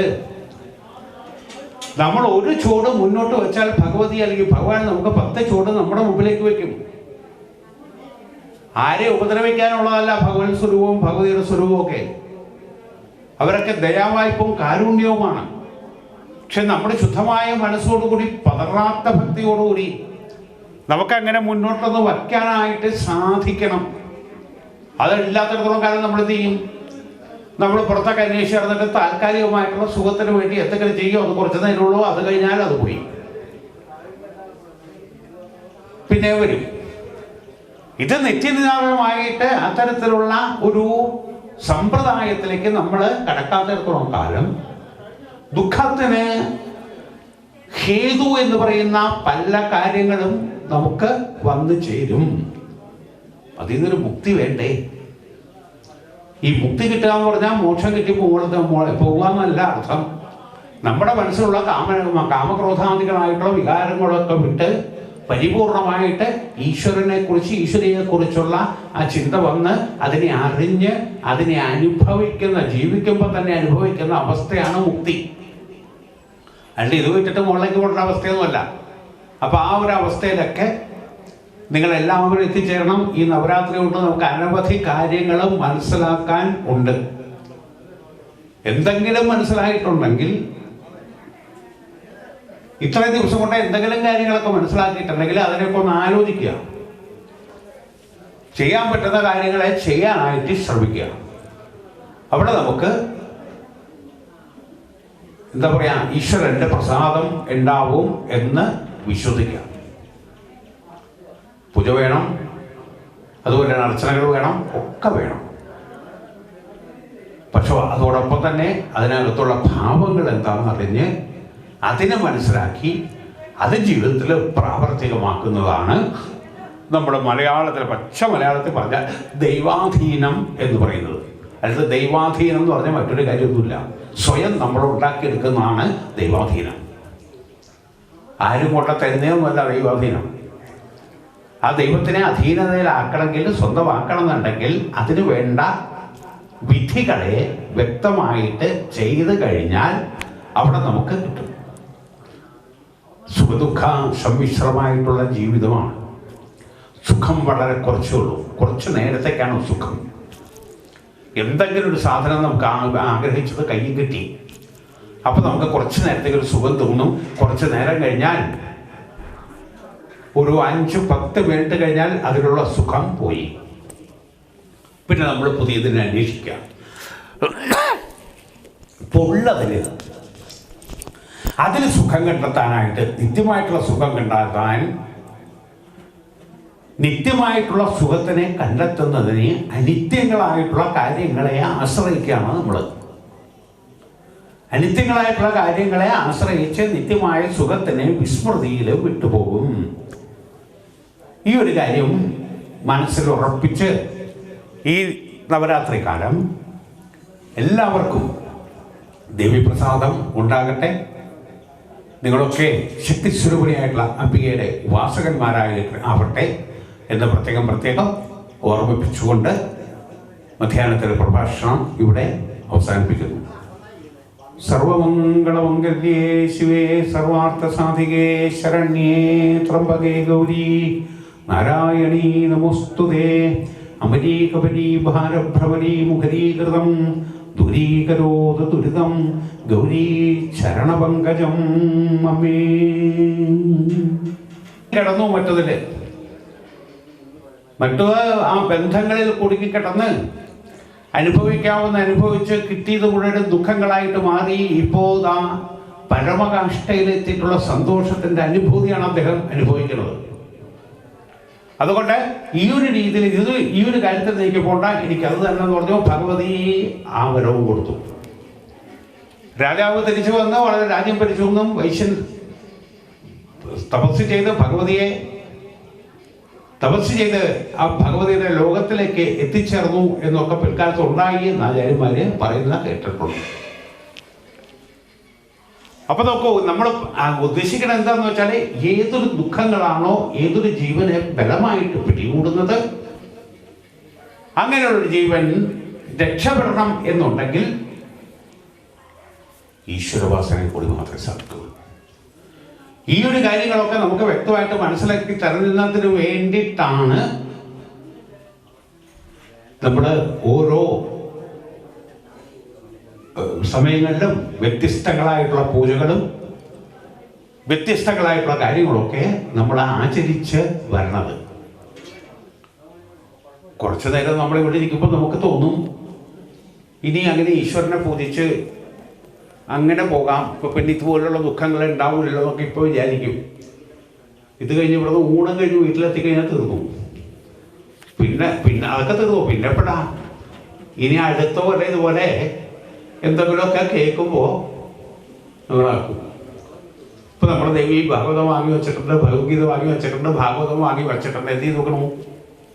എല്ലാം പൊതിഞ്ഞ ഭദ്രമായി ഷോക്കേസിനകത്ത് വെച്ചിട്ടുണ്ട്. എപ്പോഴും ഇതെടുക്കണമെന്ന് വെച്ചാൽ പെയിൻറ്റിങ് തുടങ്ങുമ്പോൾ എടുത്തൊന്ന് മാറ്റും, പൊടി തെറ്റി വയ്ക്കും. ഇല്ലെങ്കിൽ എന്തെങ്കിലുമൊക്കെ എടുത്ത് ഇതിനകത്ത് വയ്ക്കും. സാധാരണഗതിയിൽ ഇങ്ങനെയുള്ള ഗ്രന്ഥത്തിനകത്തൊക്കെ വയ്ക്കണത് നല്ല വില പിടിപ്പുള്ളതാണ്. കാരണം ആധാർ കാർഡോ പെൻഷൻ കാർഡോ അല്ലെങ്കിൽ വളരെ ഇമ്പോർട്ടൻ്റ് ആയിട്ടുള്ള കാര്യങ്ങളൊക്കെ എടുത്ത് വയ്ക്കുള്ളൂ. അതിനകത്ത് വെച്ചാലോ ഗുണം വെച്ചാൽ നഷ്ടപ്പെടില്ല ഒരിക്കലും. എന്താ, ആരും തുറന്നു നോക്കില്ല. ആരെങ്കിലുമൊക്കെ തുറന്നു നോക്കിയിട്ടുണ്ടെങ്കിൽ എന്തെങ്കിലുമൊക്കെ പോകുള്ളൂ. ഇതാകുമ്പോൾ പിന്നെ അവിടെ സേഫായിട്ടിരുന്നുള്ളൂ.